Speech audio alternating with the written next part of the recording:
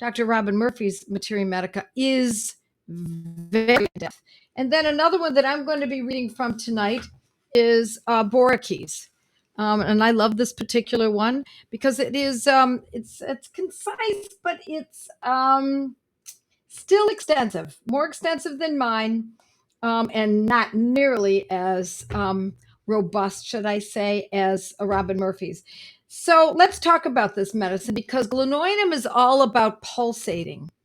Now, pulsating can come from the head, as in a headache, but it can also be in the heartbeat. Like obviously, the heart pulsates, but what we're talking about is a strong pulsating or a weak pulsation, and it can come from a headache, or it can just come from a cardiological or neurological issue, particularly if there's heat involved. In other words, heat stroke. It's a great medicine for heat stroke.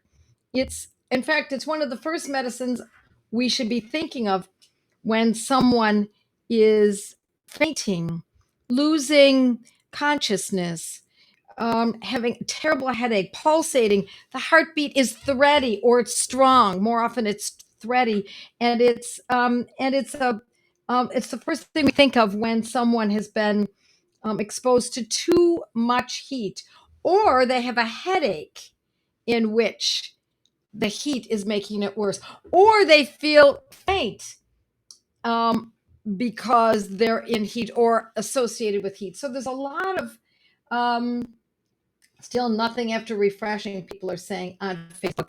I see myself on Facebook, so it should be okay. And I see the questions and I see the comments. So let's just hope this keeps going here. I swear, Facebook. I don't know if I can blame them. It's probably my fault. I don't profess to be the best by in even the smallest way. Oh, hi. There's Ingela from Sweden. It's wonderful to see people from Europe. Yes, we have to link arms, don't we, my friends, from all over the earth using this homeopathy. We need to share this information, and I hope that you'll do that. Glenoidum. Lots of static in the voice. I'll speak a little bit more closely. Maybe that'll make a difference. Glenoidum. Okay, so I'm going to read from my Materia Medica, and then I'm going to read a little bit from Boricke. So we think of this remedy. I'm going to read this directly from my Materia Medica. It works well for heart arrhythmia, flushes, headaches, high blood pressure, my friends, menopause. So during menopause, if these symptoms are occurring during menopause, it's not just for menopause, it's when these symptoms occur during menopause: sunstroke, heat stroke, congestive headaches, and heart valve disease. So you can see this is vascular. It's in the head, a lot of head sensations, neurological. The person feels a sensation of pulsations, and that's a big keynote in this medicine. Pulsations. So if there's a headache in which there are pulsations, sometimes the pulsations are through the whole body, the head, bursting and expansive sensation in the head with confusion and dizziness. So you can imagine if someone has been exposed to too much heat. Now, I don't want you to think that someone has to have been exposed to heat for this to happen, but if they happen to have been exposed to heat, this is a good medicine. But this can happen just because this is the kind of headache this person gets. Let's say it's a person who gets this kind of headache, pulsating headache, weakness, pressure, high blood pressure around menopause. Oh, you've got a beautiful medicine. It also happens to be a great medicine for not just external heat, but how about internal heat when women get hot flashes, and especially if there's a pulsating heat. So remember the pulse, remember the heat, especially around menopause. These are all concomitants that can be very valuable. The person cannot bear, any heat without the head, or stand in direct sunlight and feels very tired and unable to work, preferring to lie down or find shade instead. Well, of course, hello. That would happen if we've been exposed to heat, right? Too much heat. And interesting, this remedy is made from, I think I said this, nitroglycerin. My father was taking nitroglycerin occasionally for angina years ago. And then it wasn't so occasional. Then instead of it being, once every month or so, then it turned out to be maybe twice a month. Then it turned out that he needed it every time he had angina. He would take it, and it would be maybe once a week. And through the months and years, he became more and more in need of it because why? Why would he need it more and more? Because synthetic drugs, my friends, promise us one thing and lead us to believe that that is going to do good. And then in the end, they drop us like a hot potato. Most drugs act like that. At the onset of using a conventional synthetic drug of commerce, we find that it feels better. The headache is gone after taking Tylenol. Midol eliminates the menstrual cramps, but after a while, if we keep taking these drugs, they come back to bite us. And we're in worse shape than we were before we began using them. So I want you to remember that about drugs in general. There's a time and place for drugs. Oh, I love a drug that's going to keep me from not experiencing pain during surgery, right? You have to have a tooth extracted, a Zamboni, and you need to have your arm reattached. You bet. General anesthesia. Beautiful thing. Modern medicine at its best. Surgery and anesthetics. But when it comes to day-to-day drugs, we want to do everything we can to stay away from them. Now, I also am going to tell you, I do not want people to think that I tell others to get off of their drugs. That would be foolish if I said that, and if they were to do that, generally speaking. If someone is taking a blood pressure drug daily, if someone is taking a cardiology drug daily, we don't ever suggest that they get off of their drug just cold turkey.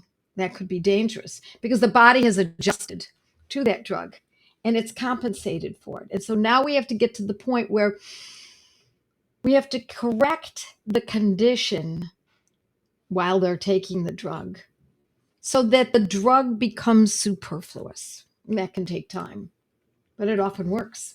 It often does act. All right, let's see what else I have written here. The symptoms become worse when out in the sun or by an open fire. And you know what's interesting? Children who get sick by an open fire, who feel faint, who get a pulsating headache by an open fire. Now, why children? I think that they're just more susceptible to it, but it can happen to anyone.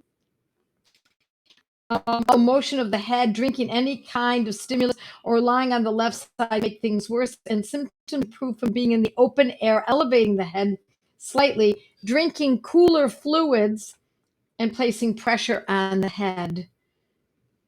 So the eyes may appear glazed over.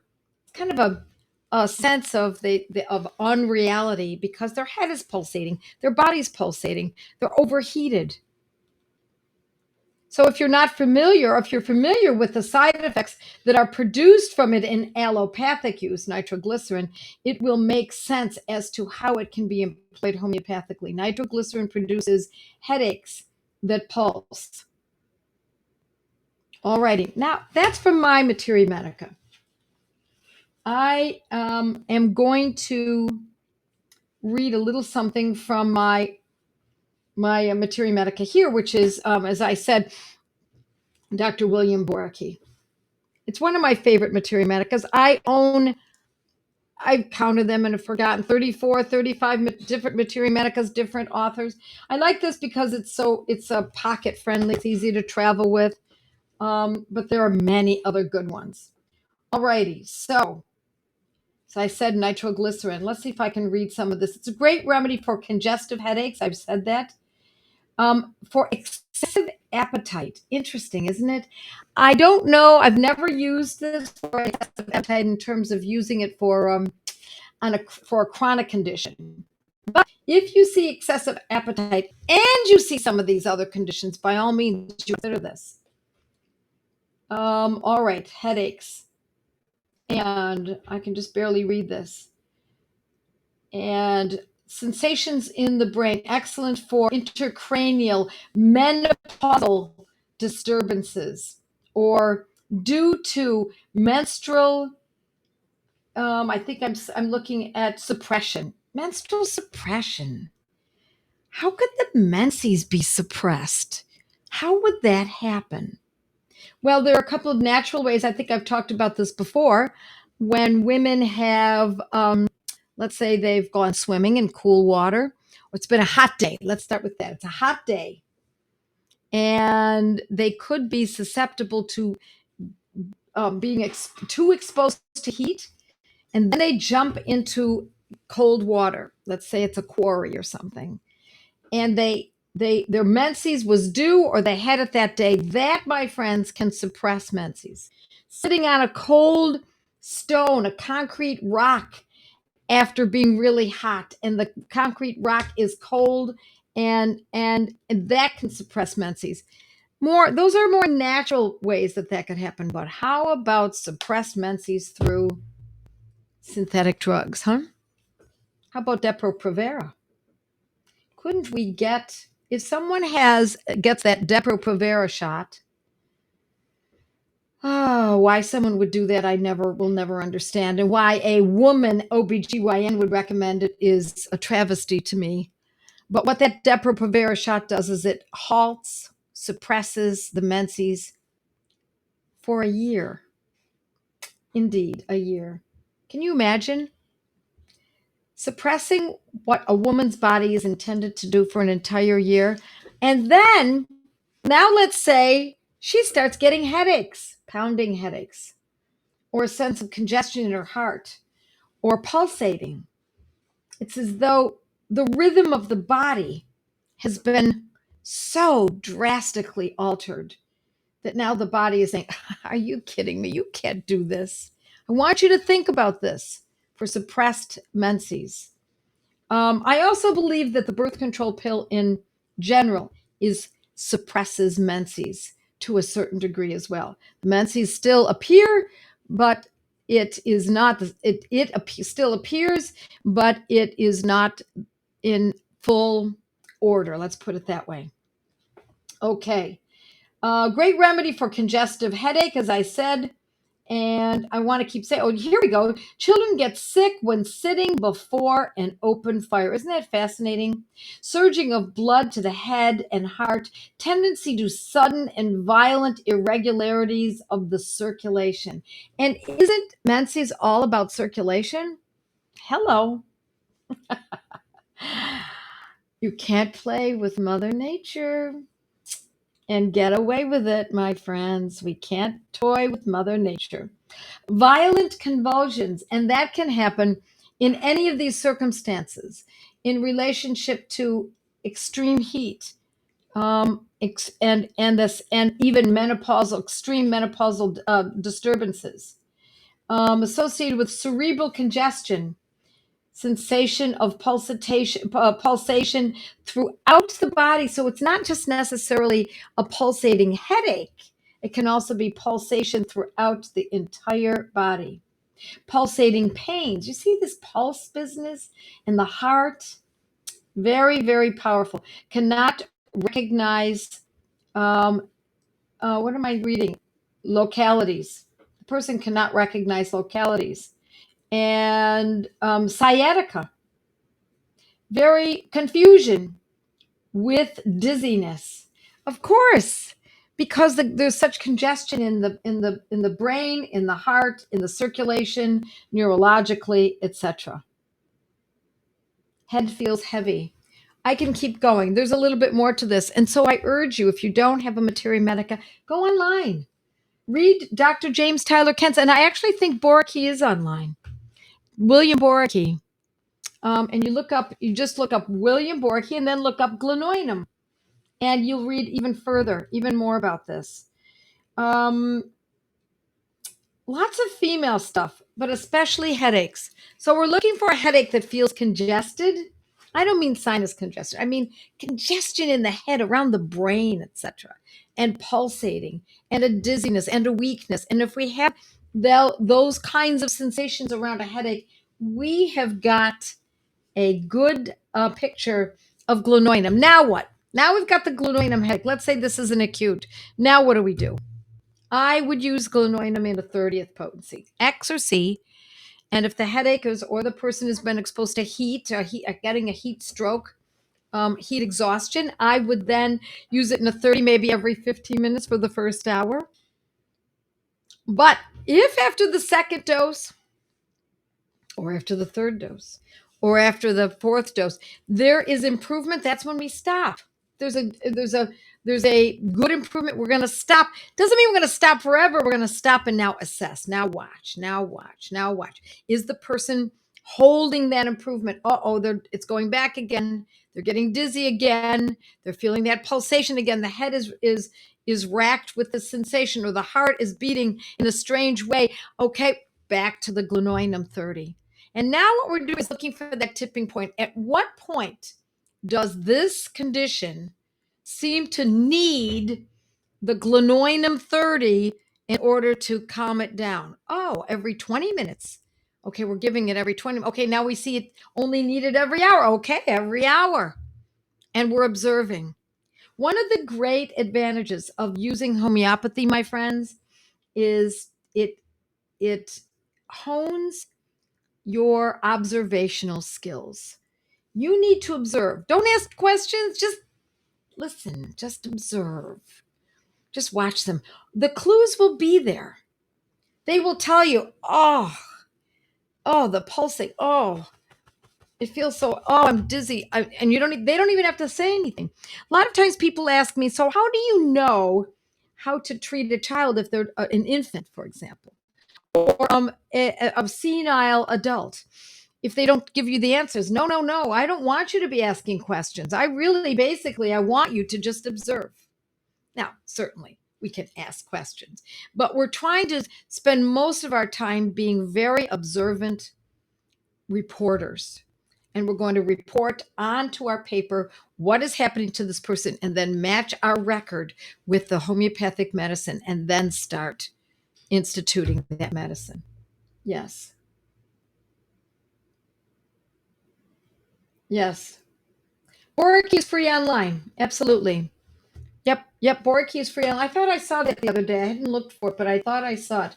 And yes, William Tyler Kent is online for free as well. What else do we have here? It can be for migraines. Absolutely. Especially if the migraine is pulsating, especially if the person kind of loses their awareness. You bet. Girls are on the ball tonight, says Harry. Hi, Perry, says Harry. Where does everyone get their Robin Murphy's repertory with the real version hologram on page 4? That's not Robin Murphy we're talking that. I think what you're referring to is the Banerjee Protocol book. And I urge you to go to homeopathic.com, which is Dana Ullman's site. I'm going to write something, actually, I think tomorrow or the next day, to give people their sources so they can find a source for that. So I trust what Dana Ullman has. Washington is out of stock.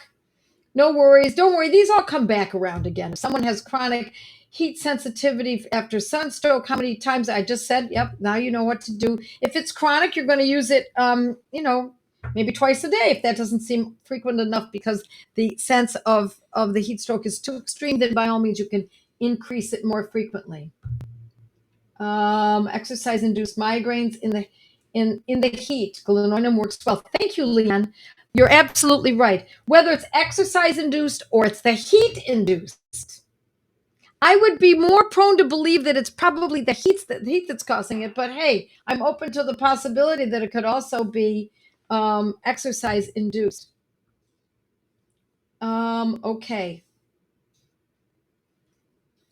Everyone know about the Indian editions of Indian editions of Robin Murphy's book I would not buy. I'm going to be honest with you, I would not do that. I do trust Jain, Jain publishers, but after that, I don't know any others, and so I would be a little leery of that. Okay. Washington is out of stock of Belladonna, Aconitum, Arsenicum album. No worries. We also have Helios in England. If you're a student or a client of mine, you can order from OHM in Texas. There are other places that you can purchase these medicines. Let's see what else we've got. What if someone has chronic heat? Okay, I already answered that one. Is Dana Ullman's site homeopathy.com? I believe it is. Take a look now. Let me know. Let us all know. I'm pretty sure it's homeopathic. Yes. You can count on his products. Let's see what else we've got. Especially for migraines started in the heat. Yes. So you see how heat is involved in this and head pulsation? Absolutely. Where does everyone get their? Okay, let's see. Girls on the ball tonight, says Harry. Yes. Listen, I love that you're getting access to these repertories online for free. But at some point, my friends, we don't know where the world is going. I would own them. I really would buy some books so that you've got a library that has some real robustness to it. Let's just see. How do you spell? Okay, here we go.